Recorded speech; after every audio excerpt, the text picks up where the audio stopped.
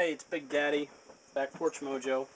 Talking with somebody the other day about soldering up piezos, and I just want to give you a quick tutorial on how to do it. There's a little bit of a learning curve, as anybody that's wired some of these up kind of knows. The piezos are basically,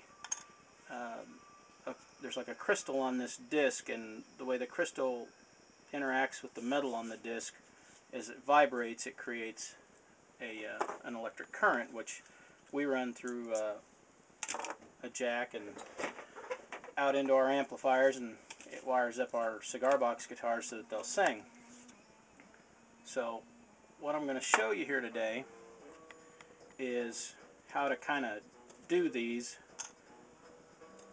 and save yourself some frustration. Now that ceramic coating that's on here, it's pretty darn thin, and if you get it too hot, and I'm going to waste one to show you. Here, this one's actually kind of a bad one. I'll use it first. If you get your soldering iron on here and you hold it on too long, that surface will basically just melt away. Let me do it on this one. It's a little better looking. You can see how it's all nice and white right there. You can see the ceramic. Well, if you get it too hot, you get too much heat on there, what'll happen is that ceramic basically, I don't know if you can see that any better, it basically just melts away and it's gone. Once you do that, you've ruined the disc. These actually have two different contact points, so you could get away with then just using this one if you melt one off. But I'm going to show you how to do this so that it's about 99% foolproof. The thing you've got to keep in mind again is heat's what's going to get this, so you can't leave your iron on the disc for too long. So what I do is I usually start with the ground side first, the outside of the ring, and I put a little bit of solder on my gun and then just kind of hold it down onto the disc, and you just need to melt a little bit on there real quick. That went really fast. It's, you know, 1/4 inch long and I don't know, a little better than an 1/8 inch wide. And I do the other ground again over here, and that'll give me enough to put my ground wire on there. Now when I come to the ceramic side, that's the real sensitive part. So what I basically do, see if I can do this to where you can see what I'm doing. I basically pre-melt a little bit of solder on there, and then just kind of, you see how I just kind of touched it on there real quick, and the solder transferred itself down on there. But I didn't really hold it down on there to where it melted the ceramic. So we'll do another one. Just real quick. I call it, you know, pre-buttering the bread. You know, it puts the solder on there. Now one thing that will kind of help you as well is if you do the same thing with your wires. I pre-twist my wires up and skin them before I solder them up, so that that's already kind of done. And again, just a little bit of solder, pre-tin it. Now once I've got it pre-tinned, I come over and you just got to touch it on there, give it a second to set. I always do the ground first because you can actually break the solder off of the little ceramic spot. So I do my ground first, and then I kind of get my hot wire over here right on top of the solder, and then all you got to do is just very quickly kind of touch it a couple of times until you see it melts down into the solder. And then when you're done, it'll be melted down in there. And that's all you got to do. It's pretty easy. Now when I do my piezos, of course I do a lot of them, I'll line up 15 or 20 of these and solder them all onto the disc. Then I'll tin all my wires, and I'll come back and put them together. That gives this a second or two to cool so that it's not too hot. And then when I got my next set of wires ready, let's strip a couple wires here. And you don't need to strip a lot of wire off, because all you got to do is just make contact with that little spot. So about 1/4 inch of wire is all you got to strip back. Again, I've already got this disc tinned up, so let's do our wires.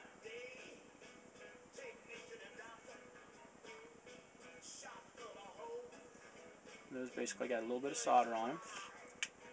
And then again, just come down here and I do my ground wire first. And again, all you got to do is just kind of hold it on there for a second. You'll see it melt. Once it melts down in there, get your hot wire on there. See if I can do that from the side so you can see it a little better. And keep it moving so that I don't get it too hot. And again, right down in there. Easy as pie. It's just the trick to it, again, is you don't want to hold it. You can't, with these ceramic discs, hold that down on there because it'll melt it and nothing flat. So again, I'll do a few of these so you can kind of see it again. Take and get a little bit of solder on there. And with the ground side, you can just hold it right on the disc and let it melt. And again, I'll do a lot of the grounds first. And when that solder, it melts pretty fast and it'll just flow right on there.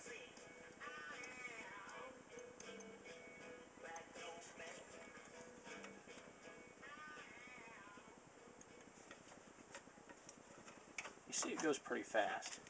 And again, when I'm ready to do the positive side of it, get a little bit of solder on there, and then just kind of tap it a couple times to get that down to where it drops off of there, and it'll stick to that, and then when I go back to solder the wire on, it'll finish the job. Just a second or two is all you got with those discs before they melt, so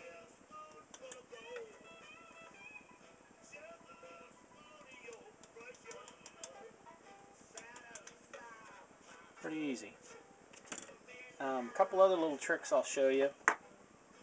Again, I said you can break the wires off of this pretty easy. Let's see, I've got one right here that I soldered up before.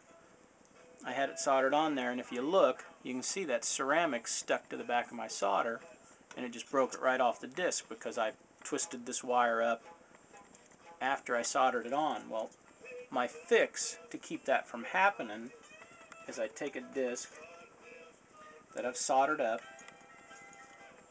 and I use a hot glue gun. These little bitty mini glue guns, you can get these at almost any home center, Walmart, Ace Hardware or something. They're $6-7. They're pretty cheap. Might even be able to get them cheaper than that. And these little 1/4 inch mini glue sticks, they're like 4 inches long, and it's just hot melt glue. Once that thing's heated up, what I do is I come back in over this disc and just very thin, let's make sure this is in the screen where you can see it.